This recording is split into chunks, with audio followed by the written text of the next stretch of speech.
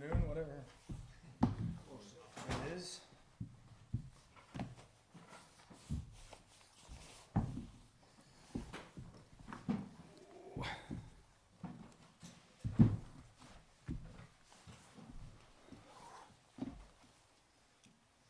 Drew, you give me a thumbs up? Thumbs up? All right, questions for Coach? Coach, looked like defense had a great day today. How is that group gelling in the first couple of weeks of training camp here? Yeah, I think they're doing a great job. They're really coming together. I think second year in any system, right? You kind of pick up your feet a little bit and go, but I think the connection's better. I think obviously the D line in general is really, really improved. We have the ability to get at the passer, and you saw some today, some tip throws, right? Some contested throws for the quarterback. So I think we're doing a great job. Now we got to go out there and tackle and do that in the game, but I think the connection and what we're doing, I think the defensive staff is really, close-knit, and obviously, Coach Coyle's on board, being that OG for us and helping us out there, and he works great, works with everybody. So it's really exciting to see them play with the energy and kind of this defensive system, what it's supposed to do. So now we just got to stay healthy and keep going. TJ with 2 interceptions, how has he grown throughout the offseason? I know he had that season ender last year against Iowa. How has he grown going into this season?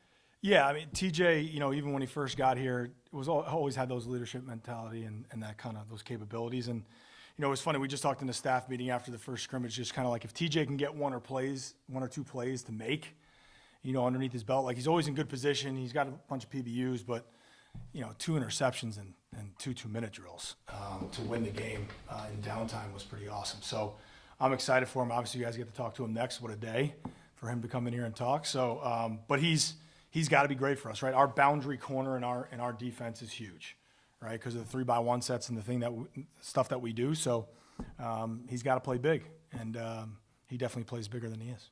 First day of camp, you talked about violence. Have you seen the level of violence and energy that you would have hoped to? Yeah, I do. I think, we've talked about right now, we're kind of in the middle of the woods, per se. You start off camp, you're excited. Then you kind of get in the middle. Can't see where you started. You really can't see the finish. So now it's like the grind, like the dog days of camp. So we have, and our drills have taken over into that. We've added a lot of drills in that we did not do last year. Multiple inside runs we're doing, pods almost every day, one-on-one pass rush, team run stuff. So we're trying to magnify that as much as we can. But you see it in the team periods. It got, at that point in camp too, it's getting a little chippy out there, which is great. You want to see that. So it's definitely moving in the right direction. The hard part about that is you just got to sustain it, right? Because of injury and those kinds of things that can happen, but play football, like anyone can get injured at any time. So we are pleased with that. And now it's just got to keep going here as we progress through camp. In general, are you happy with where your team is right now? Are you on that scale, on that graph of where you want to be, ahead of where you thought you might be at this point? Yeah, I think we're right where we're supposed to be. I mean, I think we had a great first scrimmage. We got about a little over 100 plays. We got what we need to do there. We got some live tackling in. And I think the progression, the thing that we kind of changed after that first scrimmage last Thursday, these last 3 days, it's been a lot of unscripted periods, right? Getting out and just playing football, getting the coaches off the field, whether that's first and second down, play third down. I think third down, play fourth down is a great drill for the sequencing of plays. A lot of people are going for it. We got to be ready on both sides for that. We did a red zone knockout drill today, right? Kept score, offense and defense. The difference in that 4-point play, right? We need 7s on offense. Got to come away with field goal attempts on defense. 2-minute stuff we've been working. Tonight and tomorrow we're getting into our end of game stuff. So really, the only situation we haven't hit is EOG, end of game. Those last plays of the game, depending on yard line. We're going to do that over the next 2 days. And we did an overtime period yesterday where we split the team up, ran an overtime period. We got through the first one, it was tied. Through the second one, it was tied. Then we went to 2-point plays, got through 2, and then we went to the fourth overtime, and we ended up winning it on the second drive of the fourth overtime. So all of that stuff I think is so important for the team, right? They're a new team. They're new together. They're working hard. They're doing that stuff. Now put them in the environment they're going to be in. So that's what we've really been working these last couple of days. Without asking who's up where, how is your depth chart coming together after the first 2 weeks? Yeah, I think always after the first scrimmage, you kind of have identified who's going to be, solidified at some spots. We do have some one spots to be figured out, primarily offensive line, defensive line. Like I think our linebackers and our secondary, for the most part, there's some spots in there like nickel star that we got to figure out. Offensively, I think, with the O-line, we just got to figure out some stuff there. But I think we have a pretty good grasp of the 5 to 6 to 7 guys that it's going to be. Running back room's competing. They're still shaking it out there. I think we have 2 powerful weapons at wideout, right? And Joe and Ty, and then 3, 4, 5, 6. Who's it going to be? And obviously, Pop's our one. And now we really got to figure out over this next week who's going to go in the game if they have to with the 2. What have you seen from those guys, the guys that are competing for the backup QB job? Yeah, I think it's been up and down. I think, it's hard. For Logan and Ty, they got here late. Logan got here in May, I believe. Ty got here in June. And then Aiden has kind of had the front row to this because he was here in January. And he's pushing. I'll tell you what, he's pushing. So, you probably saw today, we gave all the 1 reps to those 3 guys. We just rotated all the 1s and 2s with those 3 guys because we knew all these situations were coming up. And that's why we did that. So I think up and down, Logan had a nice throw, nice ball in the red zone knockout. Logan also had that nice drive. We got into field goal range. We got a last-second kick there. We turned it over with the other 2. So, and those are the pressure situations that, Max and I talk about. You got to get them in there, and you got to let them do it. We kind of called it like the bullpen day today. Starter goes down, who's going to step up and be the guy? Because it's more than likely at some point it's going to happen, right? Rarely do you go through a whole year, whether that's, the one gets nicked up or he's out, whatever that happens, and we got to kind of go. So, and that's unique because they're all kind of different. So that's really helping us figure out, okay, if this does happen, how do we formulate the offense to have the best chance to win? And I think that's what's helping us. Yeah, I think Aiden obviously is your, what you want in terms of all the skills. Height, weight, arm strength, running ability. But he's a freshman. He hasn't played college football. So that learning process is a little bit behind at times than the other 2 that have done it. Logan can hurt you with his legs, right? He's certainly capable of making all the throws. And Ty's in there. Ty comes from an offense that he threw it a lot. Right, so some things that are new in the run game, like handing the ball off, going under center, all those things are kind of new. So I think they're all unique, but that's what we're trying to figure out is how, and that's good for Max in these unscripted periods. He gets to call plays with those guys and see what they're good at, and then obviously the supporting cast around him has to go. You talked about the defensive line improvement. How do you measure where your offensive line is against them? Yeah, I think we're going to be above average. I would believe with the D line that we have in terms of MAC play. When I stand back there and we rush, we have a chance to be great, but I think we're going to start there. Whether it's Andrew and Will, Kruger, Nobles, Ramondo's had an unbelievable camp. He's come on. So those guys, when you feel it, anytime I've been standing back there, you can feel it. And I think from that evaluation, after the scrimmage, the Greg Knoxes, the Jackson Kings, those guys that are getting those reps on the edge are holding their own. And just from seeing what a pass rush is supposed to look like, over my career, I think we're having some good battles. But sacks are huge. And I'm going to talk about closer to the start of the season. We have explosive plays and turnover margins. Our 3rd column is going to be sacks because there's a crazy stat out there for a long time that if you win those 3, you're going to be in good shape. So I think when I watch it, certainly a defensive mind, when they can protect on those guys in one-on-one pass rush, that's why we've been doing so much about it. I think we're going to be in good shape. What about the run game? Those guys, are they getting pushed on the run game? Yeah, we are. I would say we've made a drastic improvement, especially in picking up movement. We struggled with that big time last year. Picking up movement, being able to pass things off, whether that's in the run game or the pass game. But we've hit some explosives. I think Elijah had a 60 or 70-yard run, yesterday on an inside run play. But we're moving people. Brock, I thought, played the best he's played since he's been here in the scrimmage, moving people on one-on-one blocks. So I think it's been really good inside. We just got to be more consistent, I think, on both sides with what we do. And certainly, we just got to figure out who that 6th, 7th guy is, kind of O-line wise, and then obviously figure out that rotation because I think we're pretty deep on the D-line. With Pop today, was it just a player management kind of thing, or did you really just want to see the backup guy? Yeah, just give him Pop a blow. Nothing's wrong with him, and he's been doing great. So it was that time to hey, we're doing these situations. Let's get those other guys in there. But Pop's our guy, and he's growing. He's doing, his relationship with Coach Warner, I can't speak highly enough on that connection right now. You always see it. You watch like the Hard Knocks, you watch all this stuff, and then when you're in it, it's kind of cool to watch, right? And then Pop's ability to kind of transform the offense in terms of that leadership. Like, you go out there with him, you're going out there with him, right? There's that feeling of that confidence that gets carried over. So, but I thought it was a perfect day to do that for him and kind of let him step back and throw these guys into the fire. And then we'll get Pop obviously cranked back up tomorrow. And with the guy you mentioned, Josh Nobles, how has he tackled his recovery process this offseason, and where do you see him going forward? Yeah, he's been great. He's back into team reps. He's doing pass rush. He's doing pods. He's doing the indie stuff. We're at some limited reps right now because I think it was a couple days ago, I believe, from the date. And mentally, obviously, it's a huge hurdle to get over. I think the mental part is actually harder than the physical part. When guys come off season-ending injuries, it's especially lower body, that trust to put your foot in the ground and explode like you used to. But there was a couple one-on-one pass reps I got pretty excited about the other day. So we just got to gradually get him back, get his conditioning back. That's another thing. But certainly the way he's handled it, just got to keep pushing through. Coach talks about how the defense as a whole complements each other. So pass rush will help the back end, all that stuff. But if you can get the pass rush, like as former play caller, what does it allow you to do, like exotically, aggressively? What more can you do? Yeah, I think you just, the simplest way to think about it, if I only rush 4, right, I have 7 more guys that can move around at the different types of coverages.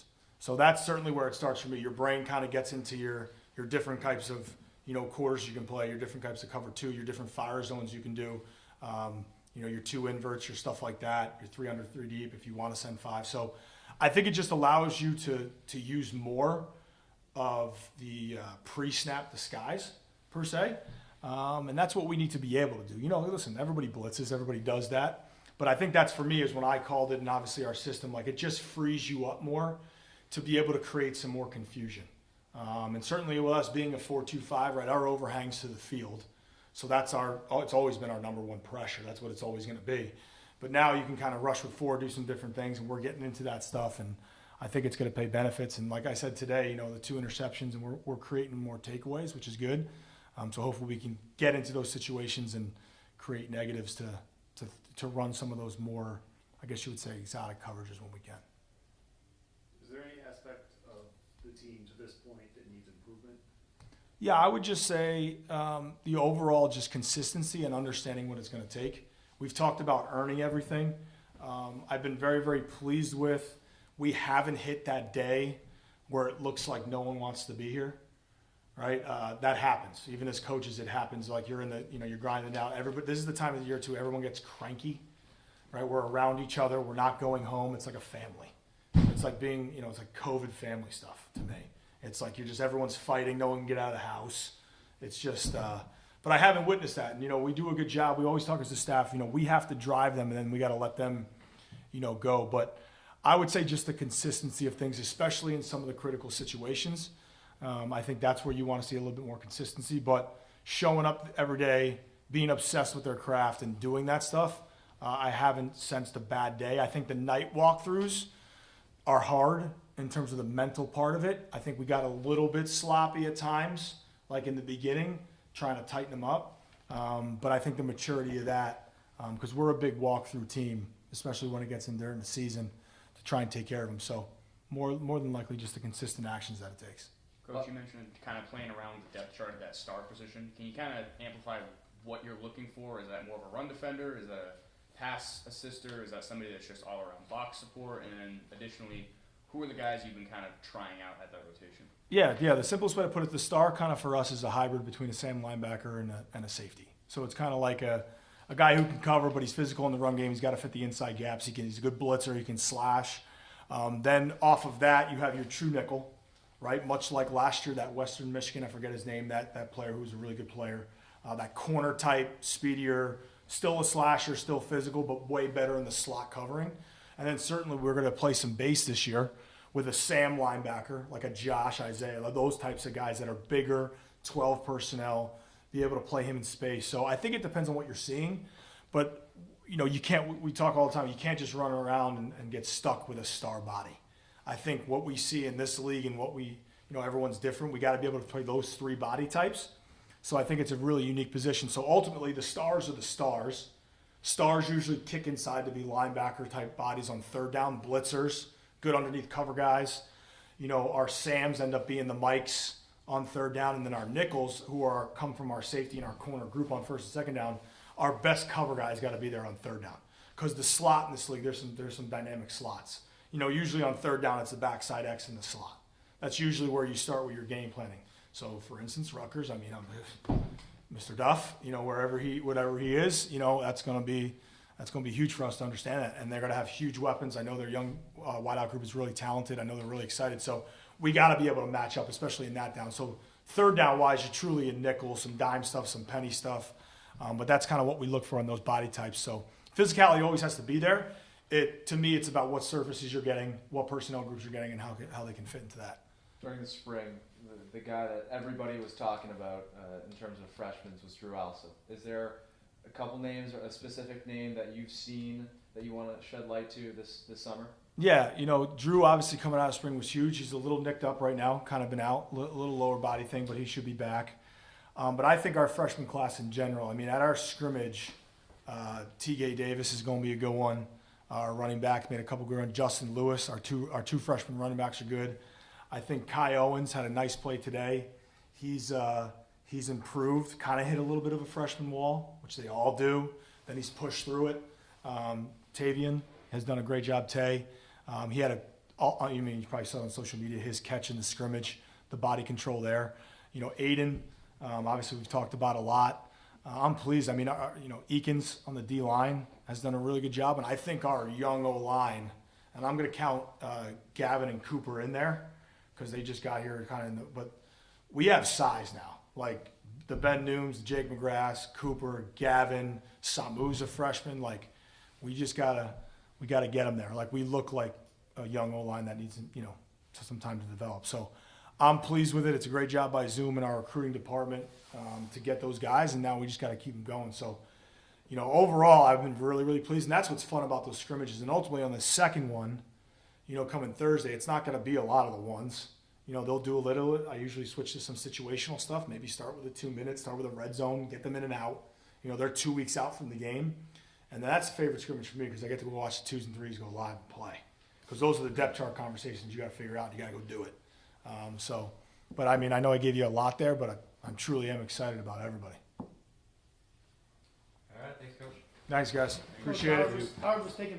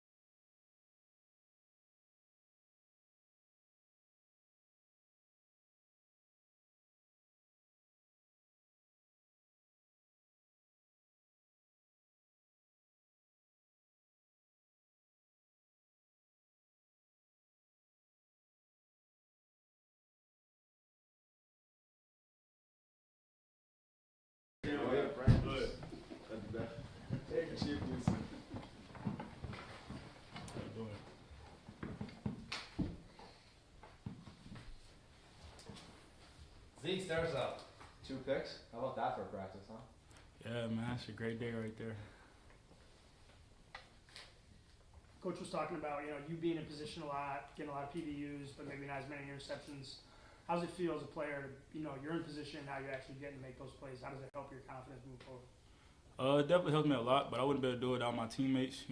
Me and then the D-line, the secondary, we all work together. So everybody do their job, then everybody going to be in position to make plays. You got to make the play whenever it comes to you. How would you describe your playing style? I think one of my greatest traits is how intelligent I am and my athleticism. So I just try to use that in every way that I can. And then I can see a lot of things happening before they even happen. So I just try to communicate that within my teammates and just lead in the best way I can whenever I'm out there on the field. What's the process been like getting back after last season? I just take it a day at a time, not looking behind, not looking ahead, just taking it day by time and then just facing whatever's get put in front of me. How's the cornerback room gelling? How's the cornerback room gelling this season? Obviously, you, Isaiah, JC, Raheem, those guys coming up. You know, it's great. Obviously, you know, JC and Raheem is returning, so we already had some chemistry. And then Zay, you know, when you get a new guy in, you try to gel with him as much as possible. So not only on the field, but off the field, because, you know, the better connection you have, the better y'all going to play for each other out there. So I would say our room, we're a pretty tight-knit group. We spend time together both on and off the field because we know that's important for us to win. How did you develop the cohesion with the defensive squad so far this year? You know, just like I said, you know, just bringing new guys in. One thing we just focused on was connecting. So, like, obviously we don't get to spend as much time around the D-line because, you know, they're with each other, and we spend more time with the secondary, with the safeties. So we all try to just mix together and just spend time together so we can get to know each other, not only on a football level, but on a personal level, because when you know somebody on a personal level, you know, you'll play different and you'll go harder for that person when you're out there on the field whenever you know what that person is going through or that person has your back the same way. How's Coach H pushed you guys this season to become better? You know, it's been great, man. We set a high standard, and we really just been focused on connecting as a team and just changing our best every day, never being satisfied because we haven't done anything. Like, we just focused on taking it a day at a time, changing our best, just really trying to reach excellence. Individually for you, how important is it to just keep going after the injury you had last season to end that season? You know, it's important, but, you know, I trust in God's plan for me, so, you know, I say my prayers, and I really have nothing to worry about. You know, I got a supportive staff, I got a supportive teammates, so, you know, all I do is just take it day by day, and I just focus on controlling what I can control because things that's out of my control, then there's nothing I can do about that. So I just focus on the controllables each and every day. How does the ability of the guys up front to get pressure on the passer help you? Well, obviously, I don't have to cover as long if they're getting pressure on the quarterback. But, you know, I don't want to have pressure on them saying that they have to get there. You know, I want to be able to cover and just for us to be able to rely on each other. Like, I don't want pressure to be on anybody. I just want us to all be able to work together because we all have the same common goal. From the player perspective, do you pay attention at all to, like, the Protect College Sports Act or things that go on with changes in NIL? No, I'm just concerned on just winning and just taking it day by day. What's it like year 2 in the scheme for you? Do you feel like is it come more second nature to you, or what? Yeah, and while I was injured, I spent a lot of time just looking into the scheme, looking into the defense, not only trying to understand my position, but understanding others' position to see how I can be more useful and how I can use my leverage. So I think that has helped me a lot going into this because I understand what everybody's doing, including myself, and then I can also help guys who's new to the system trying to get acclimated to it. Is that easier to do when you're not worried about being out there playing every week to take a step back and digest it more? Yeah, I think, you know, you just got to take use of the situation. So I just spent that time just trying to get as comfortable as I can within the scheme, within the system. Do you all pay attention to all the noise outside, like the predictions and all of that? And is it easy to shut that out, or is it hard? No, it's not hard to shut out. I mean, we just focus what's between these four walls, and we just control what we control. I can't really control what everybody else saying on the outside, and I really don't know what they're saying because I don't really pay attention. I'm just focused on this team and us just taking it day by day, just trying to have the best season we can. Thank you. Thank y'all. Y'all have a good one.